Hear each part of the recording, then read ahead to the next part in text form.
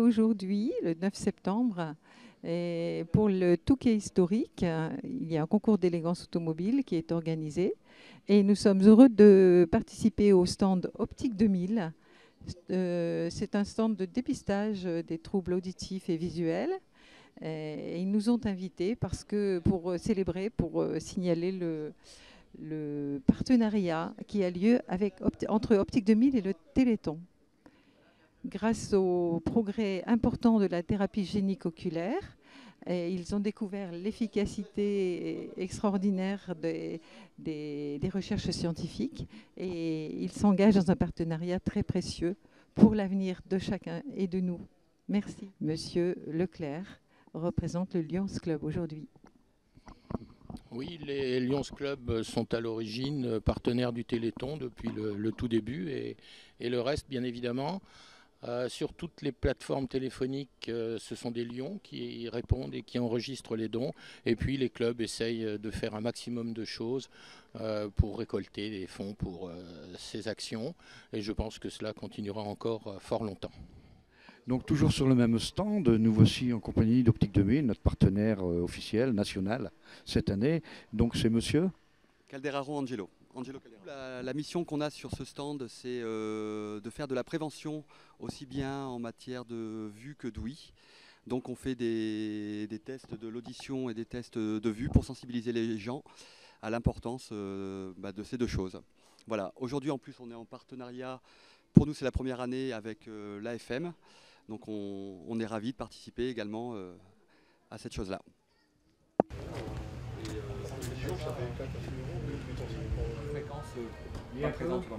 Moi je suis responsable de la région. Ah bon, monsieur?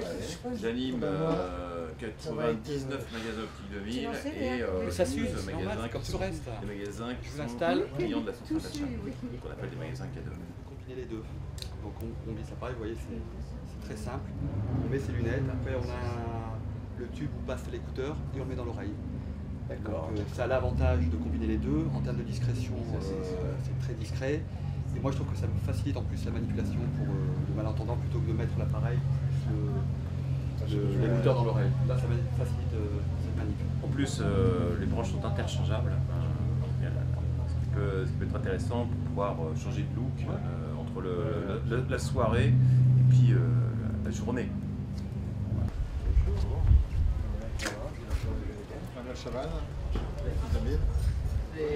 Merci d'être là pour cette course du Touquet, cette course historique, donc qui s'inscrit bien dans les gènes d'Optique 2000 déjà, puisque c'est vrai que l'optique et l'auto, on en fait depuis longtemps. Et je crois qu'effectivement c'est bien une histoire de gènes, puisque aujourd'hui on va parler avec Frédéric Révac, qui est le directeur général du Téléthon. On va parler bien sûr de l'AFM, du Téléthon. Il va vous présenter tout ça bien mieux que moi. Alors, quand je dis merci, je crois que d'abord c'est... Voilà le son qui arrive. Je crois d'abord que c'est du fond du cœur et que c'est important de voir qu'on est tous ensemble, parce que c'est un témoignage de la solidarité et de notre force. Si on gagne, c'est parce qu'on est tous ensemble, parce qu'on croit aux mêmes choses et qu'on va tous ensemble souder de l'avenir. Et je voudrais remercier François Hibon, parce que c'est grâce à lui que cette course, non pas se déroule, mais a cette ampleur et c'est grâce à lui qu'on est associé à cette course historique. Donc, grand merci à François que je vous demande d'applaudir. Convivialité, cette journée de chaîne de solidarité, parce qu'on ne fait jamais rien tout seul et que l'opticien, sans l'ophtalmo, il ne peut rien faire. Et l'important, c'est de s'inscrire dans cette chaîne logique de la santé, qui est une chaîne qui commence au médecin et qui termine au patient, à votre client. Donc je crois que nous, on est résolument inscrits dans cette chaîne de la santé, ce qui veut dire que ça témoigne de votre professionnalisme, de votre sérieux, et bravo, et merci, et c'est avec ce sérieux et ce professionnalisme que l'on donnera confiance, que l'on gagnera, et qu'on arrivera à faire une optique, et une optique de quelle ville. Vous y êtes souvent depuis longtemps, et vous avez un rôle à jouer. Un rôle à jouer qui doit s'inscrire dans la trajectoire d'être inscrit dans le parcours de la cité. Alors la cité, c'est quoi? La cité, c'est ce qui précédait la ville, avec un rôle du citoyen. Et le commerçant, il doit reprendre cette idée de citoyen. Bien entendu, il doit vendre des lunettes. Mais il doit permettre, au-delà de la vente des lunettes, d'éviter à chacune et à chacun de tomber dans l'exclusion. Quand, avec les prescriptions des ophtalmos, vous réalisez des équipements lunettes, vous permettez à l'individu de rester actif dans la société et de ne pas être exclu.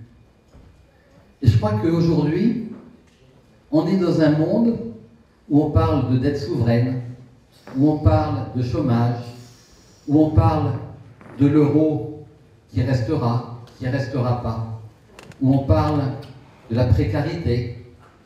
Ben, je crois que c'est vraiment le moment de redonner au commerce, de redonner à l'enseigne Optique 2000 ses lettres de noblesse et de vous permettre bien d'être vous-même. Et d'être vous-même, c'est quoi? C'est d'être généreux, c'est de montrer l'exemple et d'aider.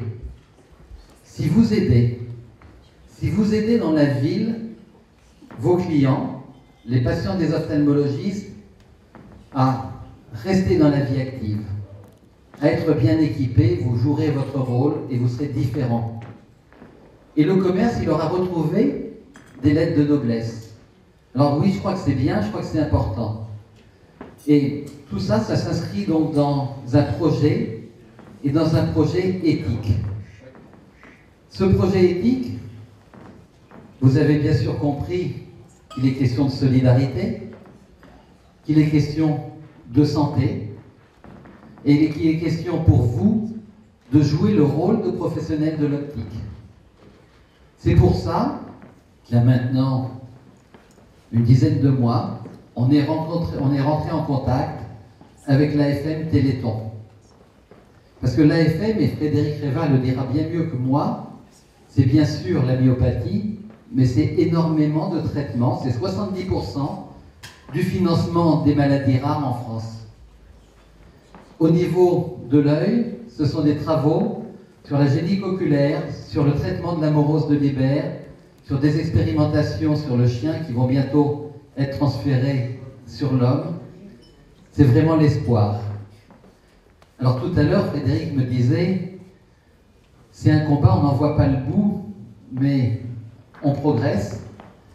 Et je crois que c'est important que le réseau des opticiens Optique 2000, ça soit un réseau citoyen, ça soit un réseau solidaire, et ça soit un réseau qui permette au Téléthon, à l'AFM, de progresser. Qu'est-ce qu'il ne faut pas? Il ne faut pas être présent le 7 décembre pour faire un coup de pub. C'est nul. Il faut au quotidien, et ça c'est vraiment une demande, au quotidien dans vos magasins, que ce que je vous dis, cet esprit, vous essayez de le véhiculer. Comment? La deuxième paire, cette deuxième paire, c'est devenu une deuxième paire solidaire. Chaque fois qu'on vend une deuxième paire, que vous vendez une deuxième paire, il y a 1 euro qui va au Téléthon. Chaque fois qu'il y a des verres qui sont faits avec BBGR, il y a 1 euro au Téléthon. Le compteur, hier, il affichait déjà plus de 623 000 € pour l'AFM. Donc je crois que, effectivement, il va falloir dire, il faut que vous disiez tous les jours, quand vous vendez cette deuxième paire, que cette deuxième paire, elle est solidaire, qu'elle est pour l'AFM. Ce n'est pas du temps de perdu. C'est changer votre image, c'est faire comprendre beaucoup de choses à vos clients. Et ça, il faut vraiment le dire, le répéter. Alors, il ne faut pas que vous le répétiez, que vos collaborateurs ne le sachent pas. Il faut que vous le disiez à tous vos collaborateurs. Parce que le Téléthon, c'est quelque chose qui doit se partager avec toutes vos équipes. Alors, on parle de partage, d'ailleurs. Les salariés du siège, ils vont prendre contact avec vous, parce que la journée du 7, ils sont disponibles pour venir dans vos magasins, pour vous aider à aller à la rencontre des gens, à faire les examens de vue, à vendre des chiffonnettes, à récolter de l'argent pour le Téléthon. Donc oui, c'est une chaîne de solidarité. Et moi, je voudrais, vous remercier de jouer de façon active, et surtout, remercier l'AFM Téléthon d'avoir bien voulu de notre partenariat. Je suis extrêmement honoré que l'AFM ait accepté, parce qu'on a une belle mission à remplir. On peut aider une association, et franchement, ça en vaut la peine. C'est une association qui a du cœur, et c'est un bon mécénat que l'on fait là. Donc, merci à l'AFM, merci à vous et bon appétit. Alors, avant de parler quand même, d'abord, un film sur ce qu'est l'AFM, et après, Frédéric Réva. Merci. La réalité, c'est le terrain. La réalité, c'est vous. C'est les contacts entre les animateurs régionaux, les responsables régionaux et vous qui feraient que ça marche dans chaque magasin. Rencontrez-vous. Il ne s'agit pas de faire quelque chose et qu'il y ait un pourcentage du réseau qui ne le fasse pas. Le succès, il dépend de chacun d'entre vous. Donc on a quelque chose qui est superbe. On a un rôle à jouer. Ce n'est pas un coup de pub. On va le jouer pendant 5 ans, 7 ans, 10 ans, j'en sais rien, on va le jouer longtemps. On est sur la bonne voie. Soyez crédibles. C'est une association qui est sérieuse. Ils ont besoin de partenaires qui soyons crédibles. Soyons crédibles. Montrez-leur, montrons-leur qu'Optique 2000, c'est un réseau sur lequel on peut compter. Merci à vous d'avance. Et maintenant, Frédéric Réva.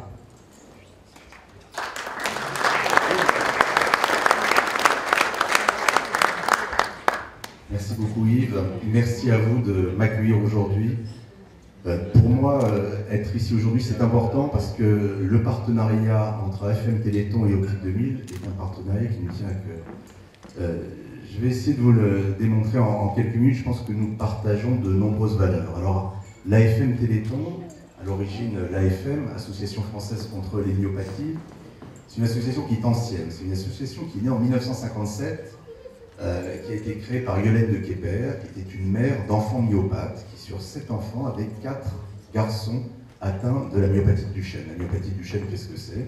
C'est cette maladie qui touche de jeunes garçons, qui provoque une dégénérescence musculaire irréversible et qui va provoquer la perte progressive de la marche. Généralement, à l'âge de 10-12 ans, ces enfants ne marchent plus.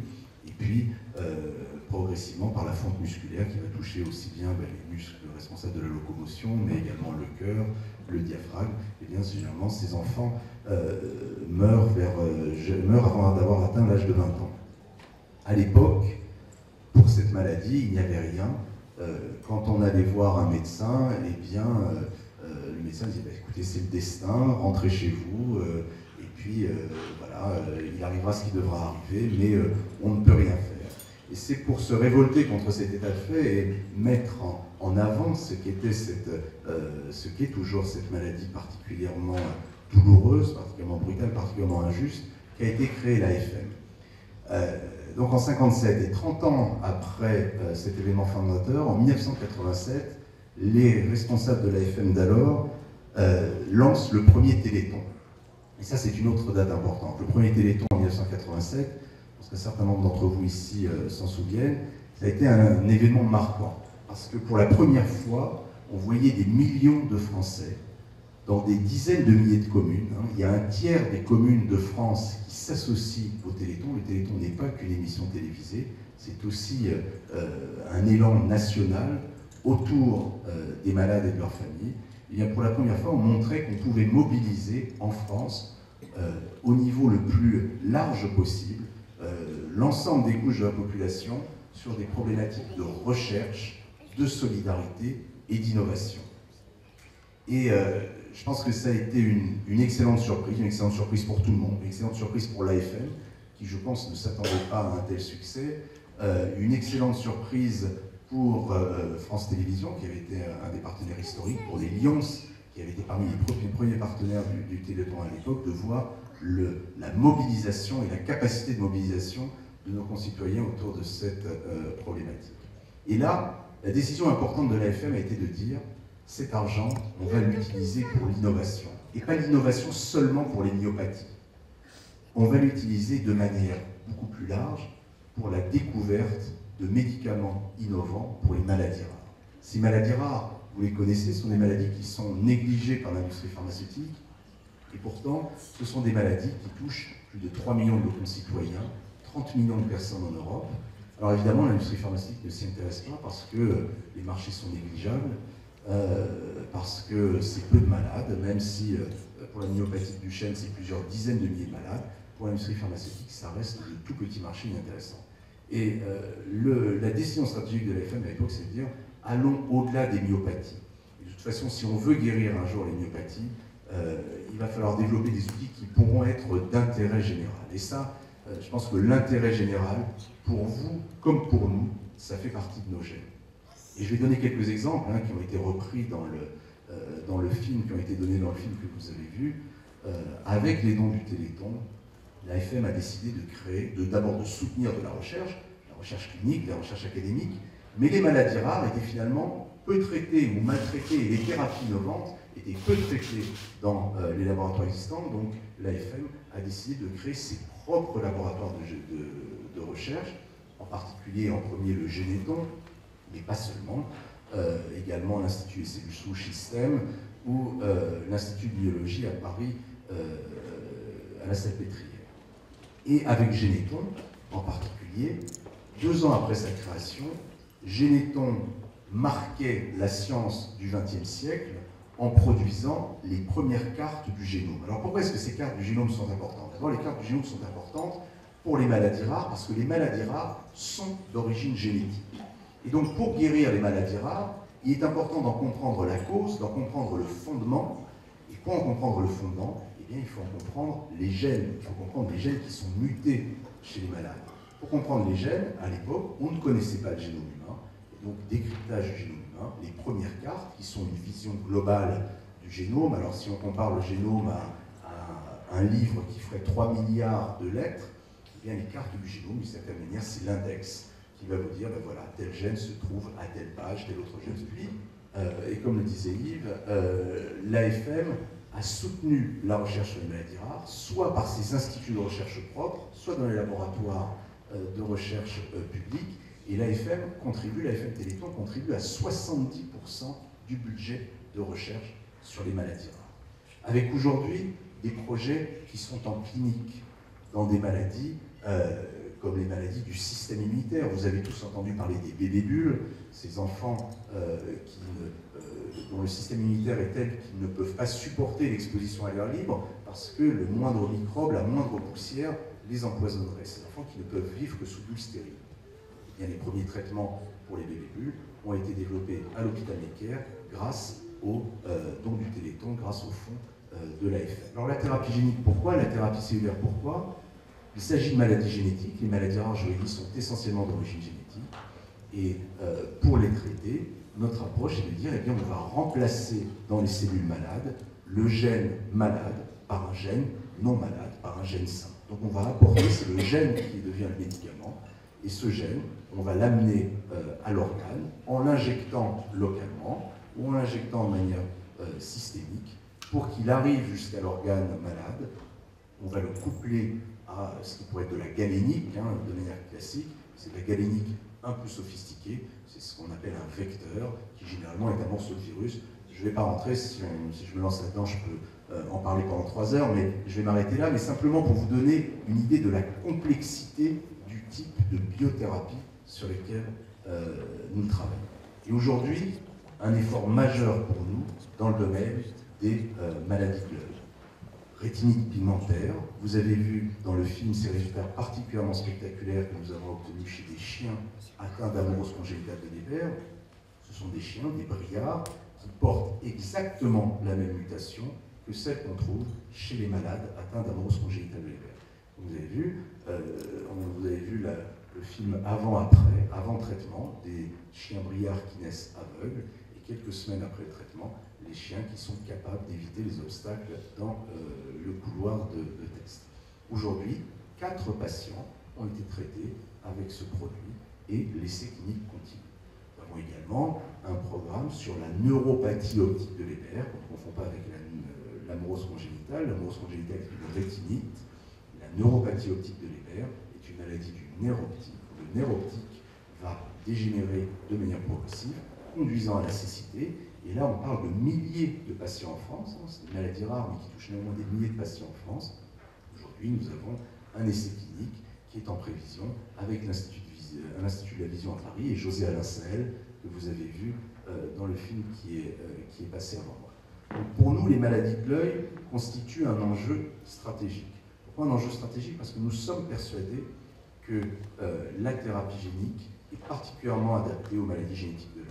Pourquoi? Parce que les quantités injectées de produits sont limitées, les zones dans lesquelles il faut apporter le gène sont également relativement restreintes, les gestes chirurgicaux sont bien connus de nos collègues ophtalmos. Donc là, on a véritablement des outils de choix, et ma prédiction, c'est que la thérapie génique, de plus en plus, va devenir une option thérapeutique pour les maladies génétiques rares. À travers ces quelques mots, et à nouveau, je ne veux pas vous priver de votre repas, et je vous remercie de votre attention, mais j'aurais pu en parler pendant des heures, mais je veux vraiment insister, dans nos gènes, innovation, citoyenneté, sens de l'intérêt général, vision de l'intérêt général, et là, c'est clair qu'avec Optique 2000, alors je ne vous connais pas tous, mais je commence à connaître un peu Yves, il est clair que là, nous nous retrouvons sur des valeurs communes, et c'est pour ça que ce partenariat, pour nous, il est important, nous y tenons, et nous croyons qu'il y a véritablement là une rencontre qui est importante. Voilà, je vous remercie de votre attention.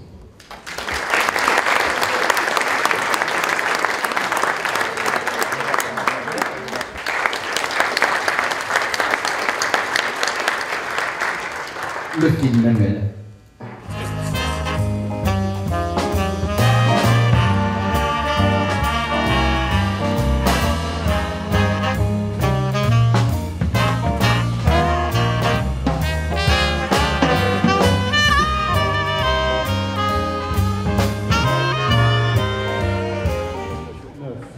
Alors, oui, enfin, écoute, on peut quand même en parler. Faites un peu de musique pour en bénéficier et tu en parles après, mon Claude. Bah écoute, alors on la laisse partir là. Deux amis musique et puis tu nous expliques cette belle histoire des deux chevaux. Voilà, alors c'est une Charleston. Pied droit. Je vous présente le jury. Monsieur Gratton, qui date de 1969, qui est une Jaguar type série 2, 4 litres de cabriolet bien sûr, et elle est pilotée par François Martin.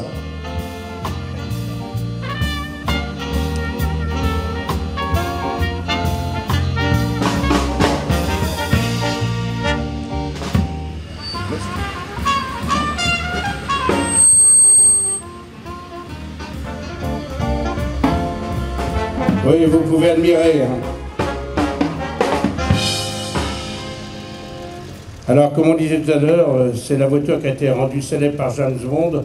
Mais enfin, écoutez, James Bond, on s'en moque un peu aujourd'hui parce que là, on a en face de nous une véritable bête, une voiture équipée d'un très beau 6 cylindres, 3,5 litres de cylindrage.